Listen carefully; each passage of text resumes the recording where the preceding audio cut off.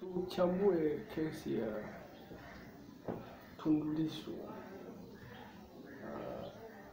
Ni kesi ambayo imejipatia umaarufu mkubwa, lakini pia kuna swali linaibuka hapa: kwa nini Wakenya walikuja Tanzania?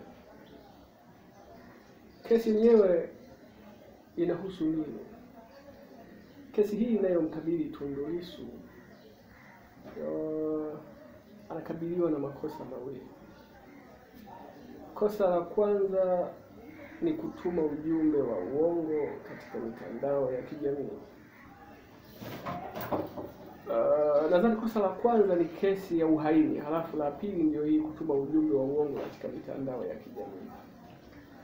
Sasa siku ya kesi yake mambo mengi yameibuka.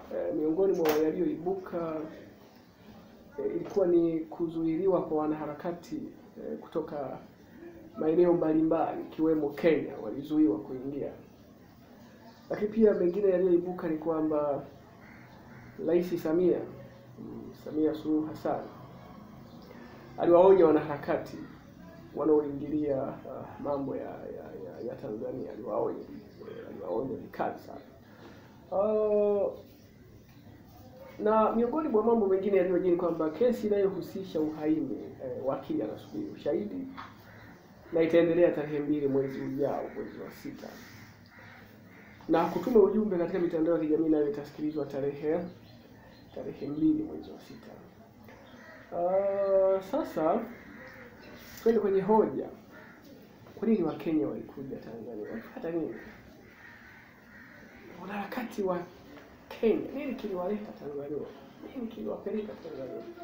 Wao wenyewe wanasema kwamba walikuja kuangalia namna kesi inaendelezwa, kwamba kesi inaendeshwa, kesi inaendaje. Wao wanasema ni hatua ambayo hufanyika dunia nzima. Waliomba wafike pale kufanya uangalizi ili kuhakikisha zile sheria za kimataifa zinafuatwa kikamilifu. Kwa hiyo ndio mojawapo ambao tunaweza kusema jambo kubwa hasa ambalo liliwaleta